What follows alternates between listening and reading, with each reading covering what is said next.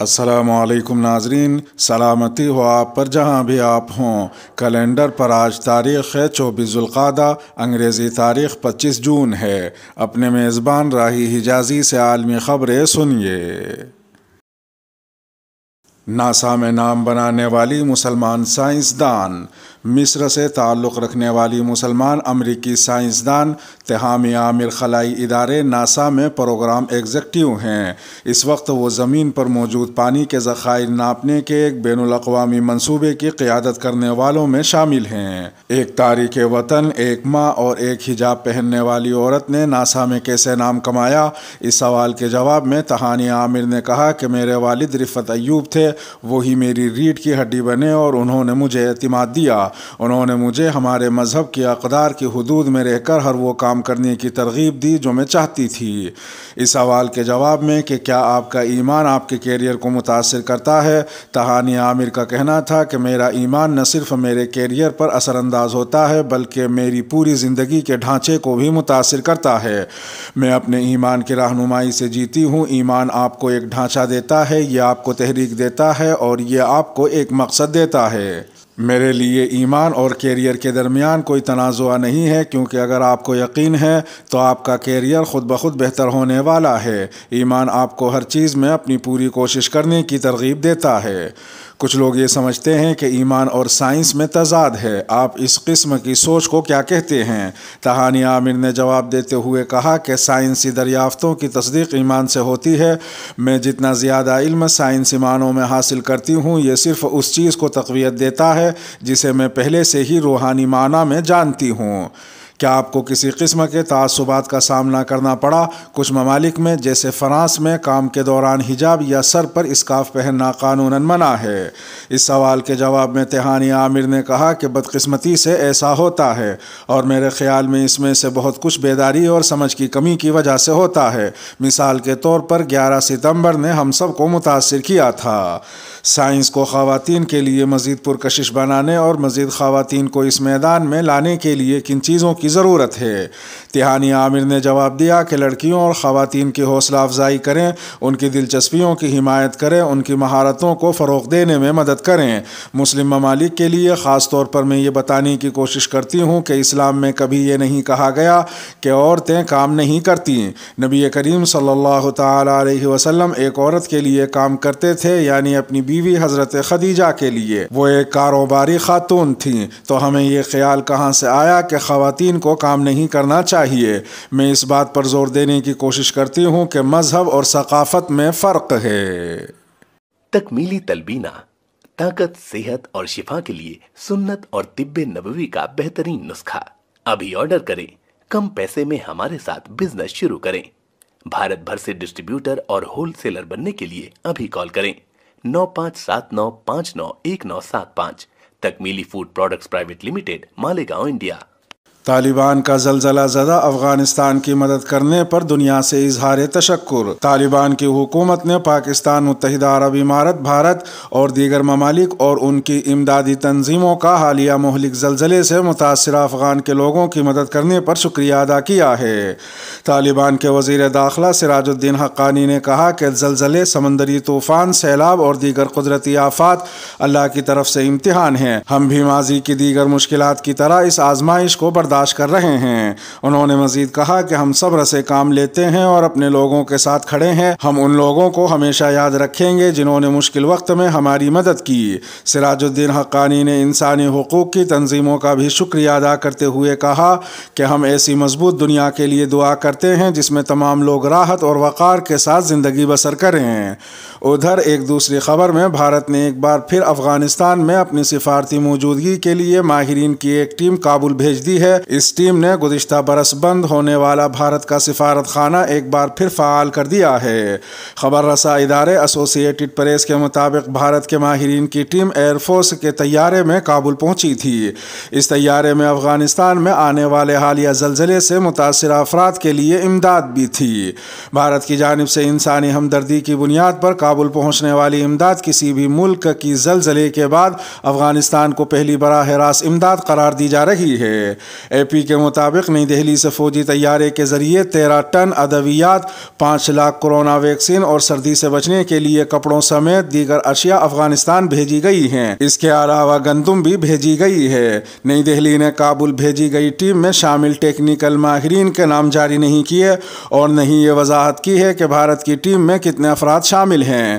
یہ اطلاعات بھی سامنے آ رہی ہیں کہ بھارت کے ماہرین کی ٹیم کو افغانستان کی فضائی کمپنی کے ذریعے گزشتہ ہفتے کابل جانا تھا، مگر کابل میں گردوارے پر حملے کے سبب یہ روانگی مؤخر کر دی گئی تھی۔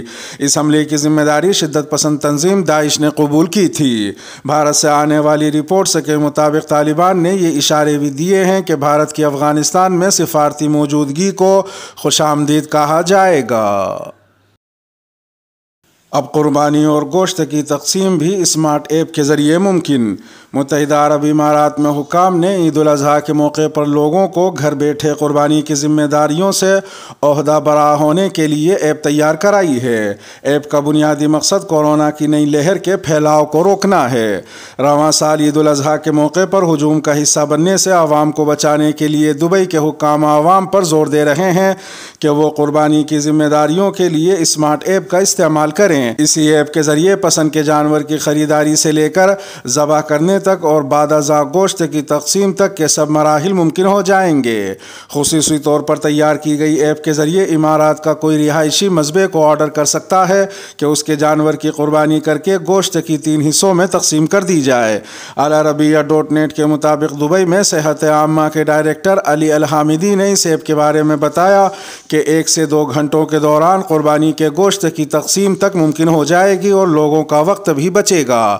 علی الحامدی کے مطابق کورونا کی وجہ سے گزشتہ 2 برسوں کے دوران لوگوں میں اس طرح کی ایپس مقبول ہو رہی ہیں، لیکن چونکہ کورونا ابھی موجود ہے اس لیے اس ایپ کی اہمیت عید الاضحیٰ پر مزید بڑھ گئی ہے۔ اسمارٹ ایپ کے ایک انچارج فائز البدر نے کہا کہ صارفین ایپ کے ذریعے قربانی کے جانور کی قسم، عمر اور گوشت کی ڈیلیوری سے متعلق سارے کام آن لائن کر سکتے ہیں، جس کے نتیجے میں فریج والی وین میں گوشت ان کی ہدایت کے مطابق جہاں کہیں گے پہنچا دیا جائے گا۔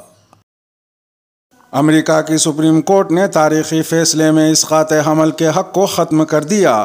امریکہ کی سپریم کورٹ نے اسقاط حمل کے حق کو ختم کر دیا ہے۔ سپریم کورٹ نے 50 سال قبل دیے گئے اپنے ہی ایک فیصلے کو کالعدم قرار دیا ہے جس میں اسقاط حمل کو قانونی عمل قرار دیا گیا تھا۔ یاد رہے کہ چند روز قبل ایک عدالتی دستاویز لیک ہوئی تھی جس سے یہ اشارہ ملتا تھا کہ عدالت اپنے فیصلے میں اسقاط حمل کو غیر قانونی قرار دینے کی حمایت کرے گی۔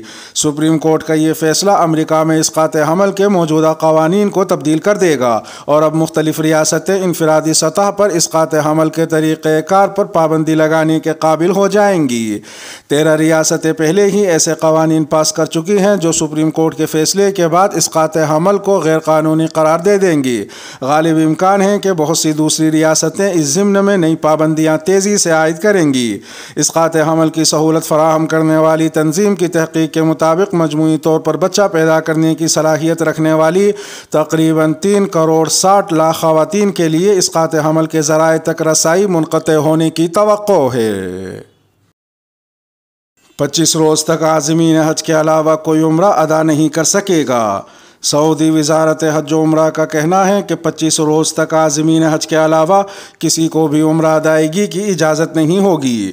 غیر ملکی خبر رساں ایجنسی کی رپورٹ کے مطابق 25 روز کی مدت کے دوران عمرے کے مناسک کو صرف حجاج تک محدود رکھا جائے گا تاکہ عازمین حج کو سہولیات مہیا کی جا سکیں۔